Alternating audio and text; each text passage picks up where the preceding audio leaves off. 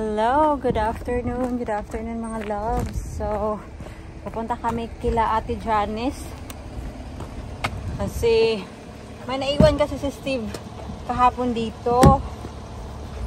What did Steve forget? What kind of, I don't know what it is mga loves, pero may naiwan si Steve na ayun, ihahatid namin.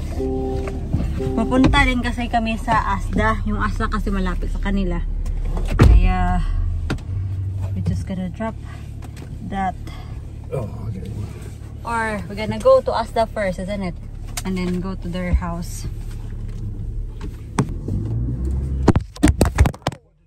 Ang sakit ng tuhod ko na natamaan ng cellphone. Pupunta lang kami sa Asda kasi bibili ako ng isda. Yun lang yung gusto ko. I just want the fish. Is it warm now? Yeah, it's very warm.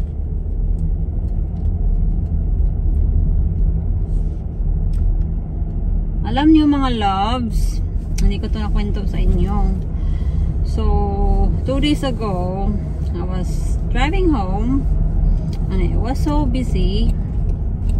And I'm going up, and then this car is going down. It is a steep hill. Going like a maniac. And going like a maniac, that's what John said.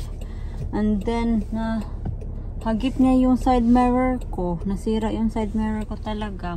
Like, as in it happened. Honey, there's a motorbike. Darling, I can see. Jesus, just relax. I know. I'm so scared. But ayun, it happened so quickly to the point I did not even see who's driving. All I have seen is a black car and then yung side mirror ko nahulog. Buti na lang yung side mirror ko is ano siya, meron siyang wire sa likod pa. So natanggal siya and then the mirror is all broken. So it's hanging while I was driving. And then open ko yung window and I just push it back. Basically, you managed to push it back and get it in the right place. This is I just don't have time to process. It just happened so quickly. And I just drive. I just keep driving. Because the other car did not stop as well. It's busy there.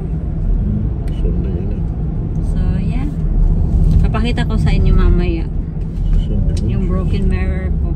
Hindi ko pa nga na ano yung damage ng sasakyan ko. Hindi ko pa napapaayos yung back ng sasakyan ko. Ito na naman, damage. Hindi kasi siya nag-stay sa linya niya at hindi mo naman makita kung sino yung paparating, diba? And sobrang bilis yung mapatakbo, kaya ayun, at least safe tayo. Yun yung mahalaga.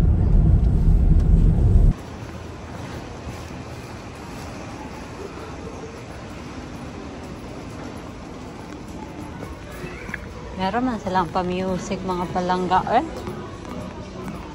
baka makapiright tayo.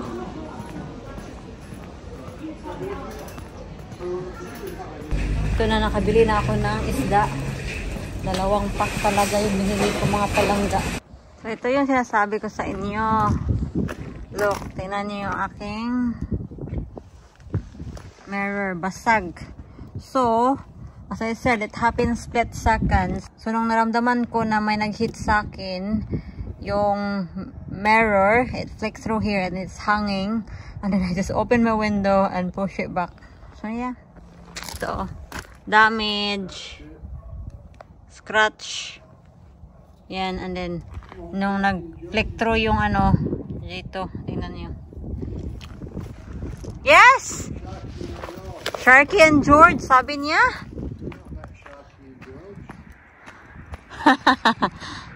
Ito sea bream. Mas gusto ko yung sea bream kaysa sea bass. Ito. Let's have a look. You see, ito, yan, ito talaga yung pinunta ko doon. Ano to sa atin, itong sea bream? Tingnan nyo nga, paki-comment ako kung ano to sa atin, ano yung pangalan sa atin. Pangdagdag sa aking box mga palangga kasi yung pangatlong box ko, hindi pa siya masyadong puno talaga. And laging busy talaga ako sa work and alam niyo naman yung mga pangyayari sa akin, nakwenta ko na. Kaya wala talaga akong ganang pumunta sa mga store ba. Ano to? Ako yung nag-order pero ano to? Minsan kasi hindi ko na naalala yung mga in-order ko. Will make you enjoy cozy life.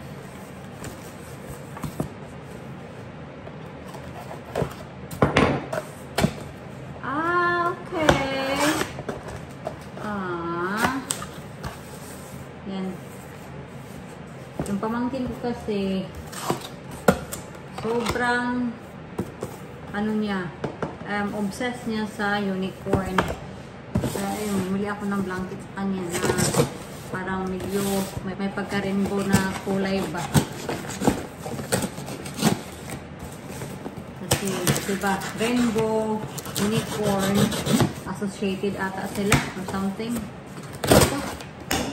Yung mga gusto niya yung mga multicolor na kulay ba. Ito, vitamins,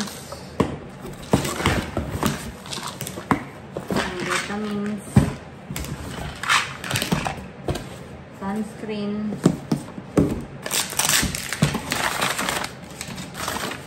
Hello, good morning. I'm making lunch for John. So this is his lunch. So cheese and onion, and it is already 11 o'clock in the morning here. And I just would like to say thank you sa mga nag-message about sa aking balita na yun na nga, meron nang nakitang soft tissue sa aking left lung. Thank you so much talaga. Na-appreciate ko yung messages niyo. And yeah, may nagtanong din kung ano daw yung symptoms ko. Honestly, mga loves, wala akong symptoms. Like, I am perfectly fine myself.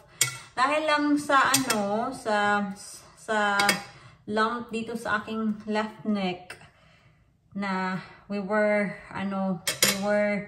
thinking na ano lang siya, swollen lymph nodes, sa infection. Kaya ayun, pina-x-ray ako ng doctor, ultrasound, neck ultrasound, chest x-ray nga, may nakita silang soft tissue doon. And nung nagpa-ultrasound ako, sabi ng sonographer, normal naman yung dito, lump sa aking neck, which is until now, I can still feel it. And other from that, yun, wala na akong other symptoms. I don't feel breathless, at hindi naman ako naninigarilyo. Kaya, yeah. Up to this day, I'm still waiting sa CT scan result ko. Kaya hindi ko pa talaga alam kung ano yung nakita sa left lung ko. And yeah, I'm just hoping na hindi siya silent and deadly. So I'm just gonna be positive about it.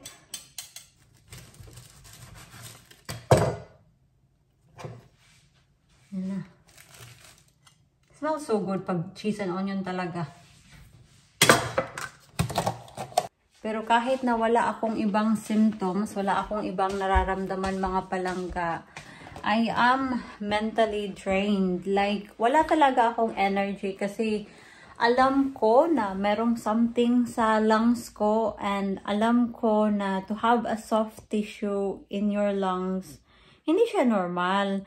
And I'm just hoping ba na consolidation siya sa previous infection, just like the sonographer was saying when I was there for my neck ultrasound appointment, na baka lang daw talaga consolidation siya sa previous infection, which is kung i-confirm talaga nila na consolidation, I am happy, and it is acceptable to have a soft tissue dahil sa previous infection, kasi meaning kasi doon nag-heal. It is a healing process ng lungs ba, nagmi-mend yung lungs mo from the previous infection. So pinight niya yung infection, tapos ngayon, nag-heal na siya. So, yun yung tinatry nating i-establish kasi yun na nga, at the moment, naghihintay pa din talaga ako sa CT scan result ko. And kasi meron kasi akong access sa GP app ko mga palangga. So, you can access all the medical records. And yung doctor talaga, they're trying to roll out mediastinal lymphadenopathy. So, kaya ayun, once na meron ng result sa CT scan ko, sabi nila na we will see what is the next plan of care. Para lang malaman talaga kung ano siya ba, kasi wala nga akong previous imaging before.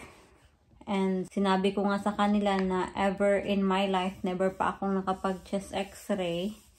Kaya they're just trying to get the bottom of it ba, kung ano talaga. Which is, it's good kasi the process is going.